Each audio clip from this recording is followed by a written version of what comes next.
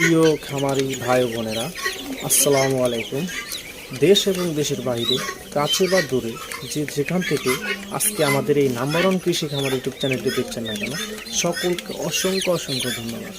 তো আজকে প্রতি সাপ্তাহিকের মতো আরেকটি নতুন ভিডিও নিয়ে আপনাদের মাঝে হাজির হলাম। আমি মোহাম্মদ বাচ্চু রানা। তো আশা করি সম্পূর্ণ ভিডিওটি দেখবেন এবং সাথেই থাকবেন। তো চলুন তাহলে ভিডিওটি শুরু করা যাক।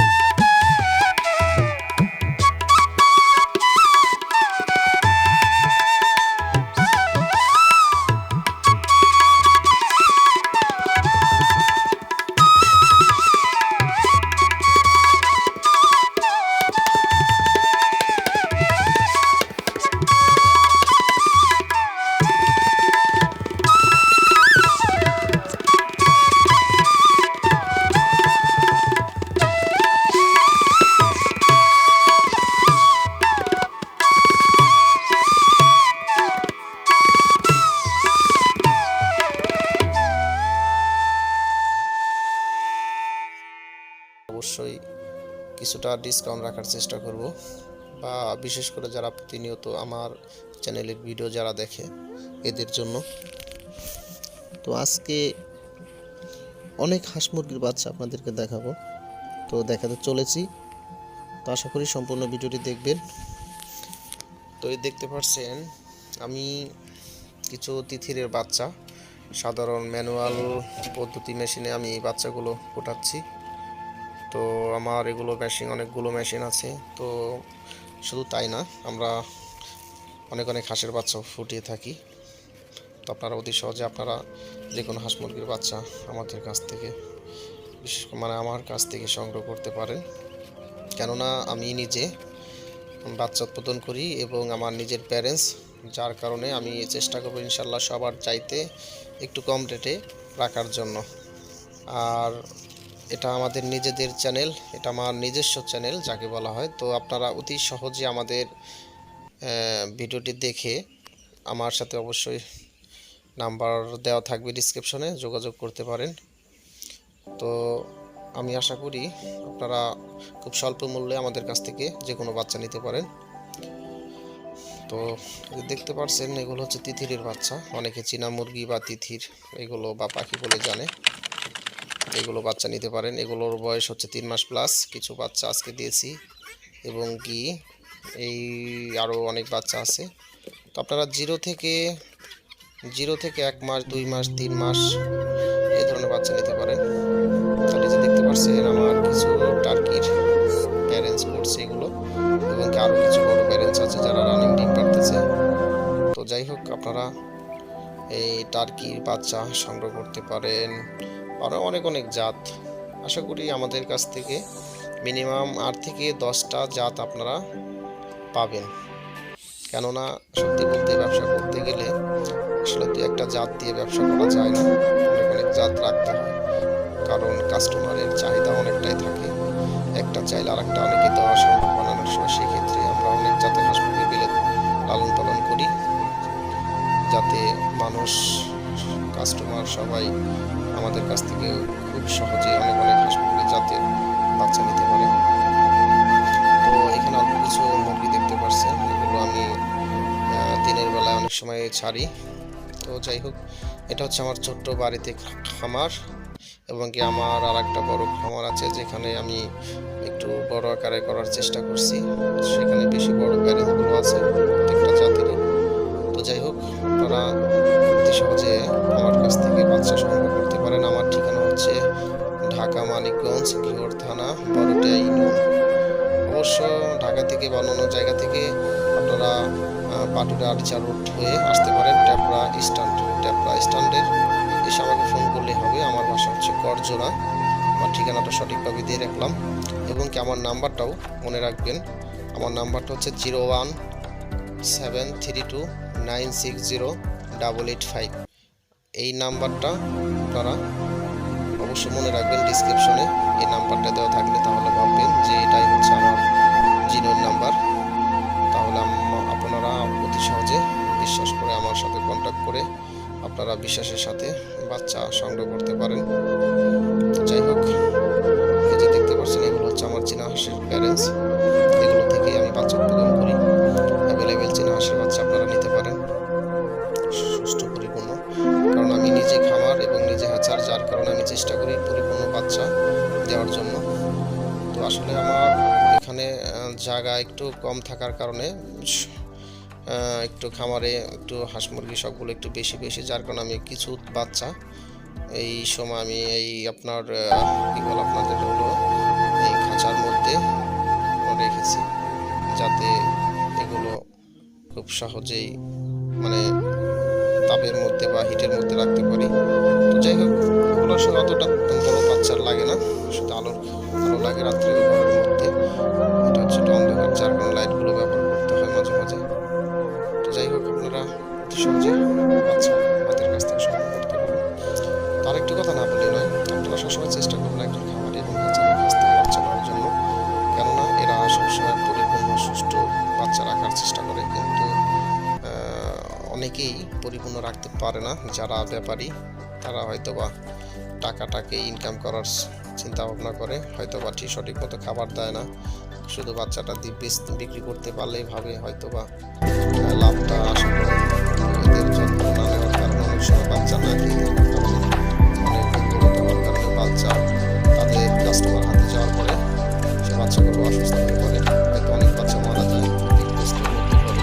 সেক্ষেত্রে খামারের কাছ থেকে নিলে অবশ্যই আপনারা ভালো মানের বাচ্চা পাবেন, কারণ তারা সবসময় সঠিক পরিচর্যা করে। কেননা যদি একটা বাচ্চা কোনো সমস্যার মধ্যে হয়, তাহলে পরবর্তীতে তাদের ব্যাড রেকর্ড বা কাস্টমার নষ্ট হবে। সেই কারণে সবসময় পরিপূর্ণ বাচ্চা দেওয়ার চেষ্টা করি।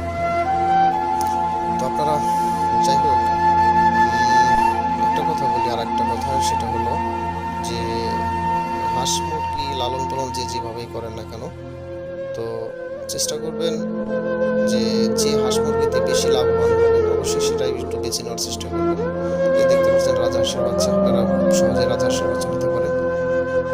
তো আপনারা একটা জিনিস খেয়াল করেন, দেশি হাঁস বা দেশি মুরগি এগুলো যে পরিমাণ খাবার খায়, এক একটা তিতির মুরগি অথবা চীনা হাঁস অথবা টার্কি অথবা বেজিং হাঁস, তো কিছু কিছু উন্নত মানের জাত আছে যেগুলো খরচ প্রায় সেম একই রকম, এবং কি বরং অনেক অনেক জাত দেশি হাঁস মুরগির চাইতে খরচ কম হয়।